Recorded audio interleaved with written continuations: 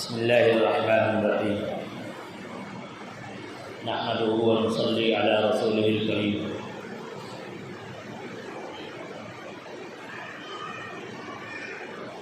محترم بزرگوں اور دوستوں،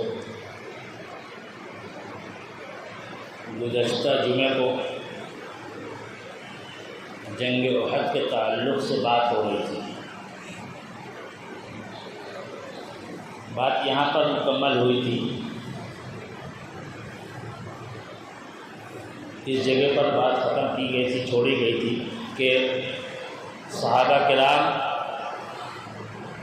جن کی تعداد 1000 تھی اور ان کے پاس ساز و سامان نہیں تھا، جنگی ساز و سامان نہیں تھا، صرف اللہ کے نام پر، اللہ پر توکل کرتے ہوئے جنگ پر آ گئے تھے، اور یہ جنگ صحابہ پر مسلط کی گئی تھی کفار کی طرف سے، بغیر کسی تیاری کے صحابہ کو یہ جنگ لڑنی پڑی تھی، اس لیے کہ کفار بدر کا بدلہ لینے کے لیے مکے سے مدینے کی طرف چلے تھے، پیش قدمی کی تھی، اور ان کا یہ پلان تھا کہ رسول اکرم صلی اللہ علیہ وسلم کو نعوذ باللہ قتل کرنا ہے، مسجد نبوی پر قبضہ کرنا ہے، مدینہ پر قبضہ کرنا ہے، اور اس قصے کو ہمیشہ کے لیے ختم کرنا ہے۔ صحابہ کرام جس حال میں بھی تھے ان کو تو مقابلہ کرنا ہی تھا۔ ادھر 4000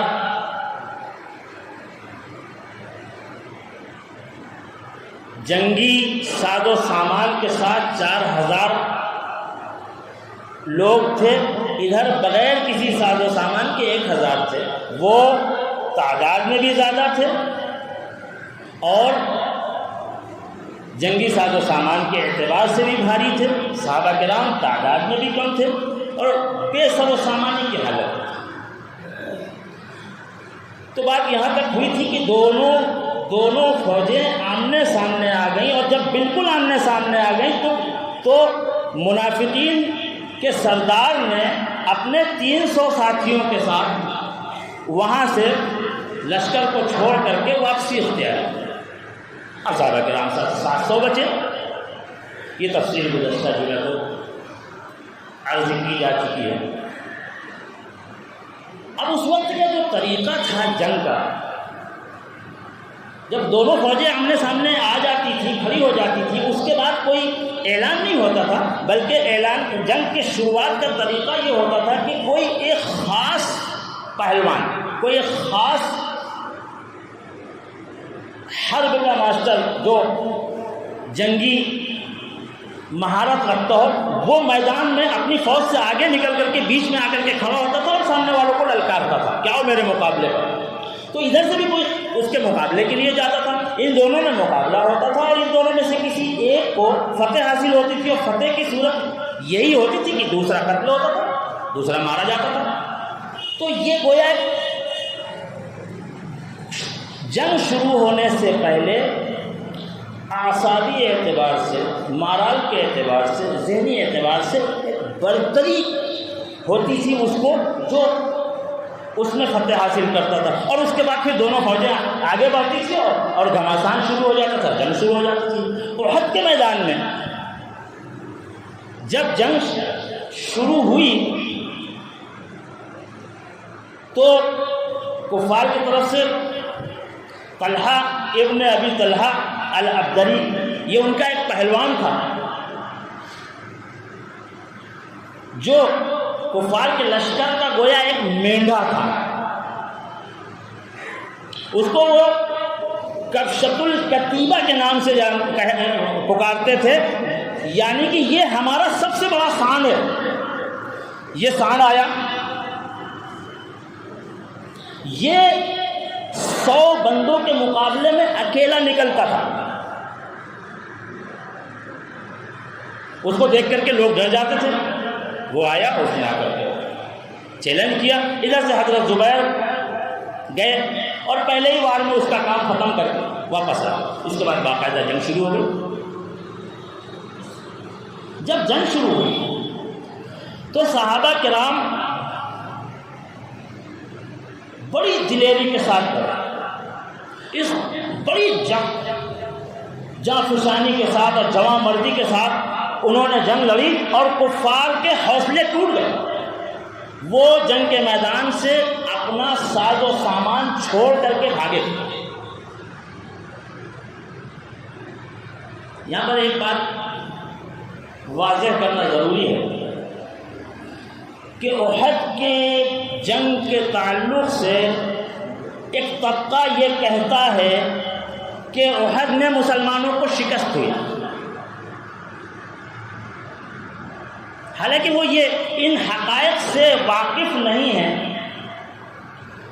کہ احد میں مسلمانوں کو بڑا نقصان ہوا ہے، لیکن بالآخر مسلمانوں کی فتح ہوئی ہے.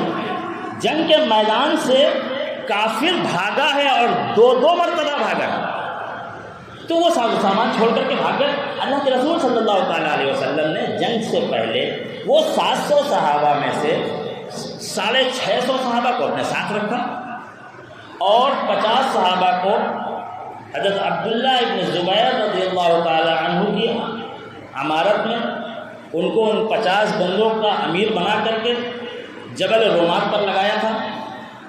یہ ایک جنگی تدبیر تھی کہ رومات کی طرف سے دشمن حملہ نہ کر سکے. جب یہ بھاگ گئے اور مسلمان اپنے زخمیوں کو، اپنے شہیدوں کو سمیٹنے لگے، جو سامان کافر چھوڑ کر کے بھاگا تھا اس کو اکٹھا کرنے لگے، تو یہ جو 50 بندے تھے انہوں نے حضرت عبداللہ سے کہا کہ اب تو جنگ ختم ہو گئی، اب ہم نیچے چلیں. انہوں نے ان کو روکا کہ حضور پاک صلی اللہ تعالیٰ علیہ وسلم نے ہم کو یہاں کی حفاظت پر مامور کیا ہے اور یہ حکم دیا ہے کہ جب تک تم کو ہم واپس نہ بلائیں تم نہیں آنا. تو ہم اس وقت تک نہیں جا سکتے جب تک ہم کو بلایا نہ جائے. یہاں پر ایک خوفناک خطا ہوئی ہے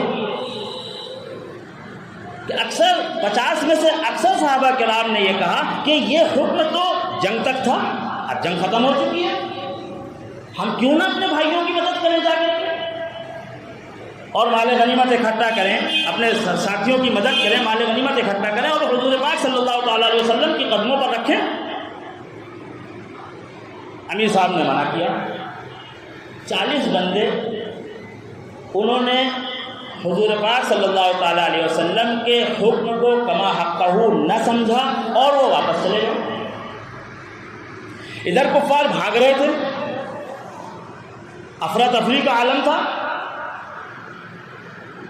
ان کے ساتھ میں وہ جو لڑکیاں آئی تھی نا گانا گا کر کے ان کے مردوں کے حوصلے بڑھانے کے لیے، ان کو جوش دلانے کے لیے، صحابہ کرام کہتے ہیں کہ وہ انہوں نے اپنی شلواروں کو یوں اونچا کیا اور اس کے بعد دوڑ کر کے بھاگ گئے، یعنی کہ مردوں کو جوش دلانے کے لیے.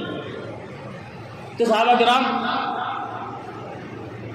اپنے زخمیوں کو پانی پلا رہے تھے، ان کو اکٹھا کر رہے تھے، مرہم پٹی کر رہے تھے اور جو تھوڑا بہت نقصان ہوا تھا اس کا جائزہ لے رہے تھے. جنگ ختم ہو چکی. ادھر جو لوگ بھاگ کر کے گئے ہیں ان میں سے ایک ٹولہ جس کو خالد بن ولید رضی اللہ تعالی عنہ لیڈ کر رہے تھے، اس وقت تک انہوں نے اسلام قبول نہیں کیا تھا. انہوں نے دیکھا کہ یہاں پر چند افراد ہیں، یہاں پر تو 10 لوگ بچے تھے، 40 لوگ جا چکے تھے. وہ انہوں نے اس طرف سے آ کر کے پیچھے سے حملہ کر دیا اور ان 10 لوگوں کو شہید کر دیا اور اس کے بعد اسی طرح سے وہ واپس گھس آئے اور مسلمانوں پر حملہ کر دیا. یہ اچانک کا حملہ، اس کے لیے مسلمان تیار نہیں تھے.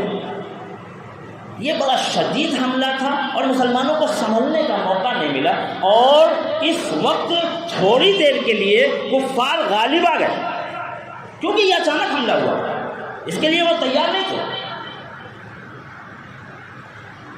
اسی درمیان سید الشہداء اسد اللہ و اسد رسول سیدنا حمزہ رضی اللہ تعالی عنہ کی بھی شہادت ہو گئی اور عبداللہ ابن امیہ اس نے پتھر برسانے شروع کر دی. ایک پتھر رسول اکرم صلی اللہ تعالیٰ علیہ وسلم کے خود مبارک پر لگا، جنگی ٹوپی پر. حضور پاک صلی اللہ تعالیٰ علیہ وسلم کے جنگی لباس کی 2 کڑیاں ٹوٹ کر رخسار مبارک کے اندر دھس گئیں، دانت مبارک متاثر ہوا. اس بدبخت نے یہ سمجھا کہ میں نے نعوذ باللہ رسول اکرم صلی اللہ علیہ وسلم کو قتل کر دیا. اس نے شور مچانا شروع کیا، ان محمدًا قد قتل، کہ میں نے رسول اکرم صلی اللہ علیہ وسلم کو قتل کر دیا. صحابہ کرام جو بڑی جامع مردی سے لڑ رہے تھے، جب یہ خبر ان کے کانوں پر پہنچی تو ان میں سے اکثر کے حوصلے ٹوٹ گئے. کوئی بیٹھ گیا، کسی نے دیوار ایک لے لی، کوئی کسی طرف چل دیا کہ اب کیا ہوگا. لیکن اسی وقت اکثر صحابہ کرام نے یہ طے کیا کہ جب حضور ہی نہ رہے تو ہم جی کر کے کیا کریں گے، ہمارے زندہ رہنے کا کیا فائدہ ہوگا. اور اس کے بعد یکجا ہو کر کے کفار پر ایسے ٹوٹے کہ کفار کے قدم کھڑ گئے، کافر میدان چھوڑ کر کے بھاگ گئے. جو حضرات احد کے تعلق سے مسلمانوں کی شکست بیان کرتے ہیں، اللہ کرے کہ وہ جان بوجھ کر کے نہ کرتے ہوں، اپنی ناواقفیت میں کرتے ہوں، وہ ان حقائق سے واقف نہیں ہے. شکست کس کو کہتے ہیں؟ وہ جتنے اہداف لے کر کے آئے تھے کفار، ان میں سے انہوں نے کیا اچیو کیا؟ مدینے پر قبضہ کر لیا، مسجد نبوی کو مسمار کر دیا، حضور پاک صلی اللہ علیہ وسلم کو نعوذ باللہ شہید کر دیا. ان میں سے کیا ملا ان کو؟ یہ ضرور ہے کہ صحابہ کرام کو نقصان ہوا، اور زبردست نقصان ہوا. اور یہ نقصان اس وجہ سے ہوا کہ حضور پاک صلی اللہ تعالیٰ علیہ وسلم کے حکم کو کما حقہ سمجھنے میں ان سے خطا ہوئی.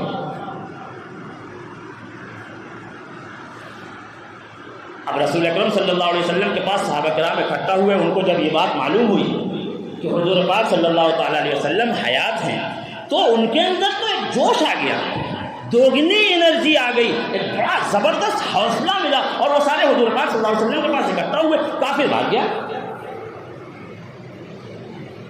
اور صحابہ کرام جو شہید ہوئے تھے ان کو اکٹھا کیا، مال غنیمت اکٹھا کیا، اور کیا کہتے ہیں وہ اپنے زخمیوں کی مرہم پٹی میں لگے. رسول اکرم صلی اللہ علیہ وسلم کو حضرت طلحہ رضی اللہ تعالی عنہ اٹھا کر کے ایک محفوظ جگہ پر لے کر کے گئے. حضرت علی نے اپنے مشکیزے سے چہرہ صاف کیا، اور حضرت فاطمہ رضی اللہ تعالی عنہا نے چٹائی کو جلا کر کے وہ رات وہاں لگائی. وہ طریقہ ہوتا تھا اس وقت علاج کا.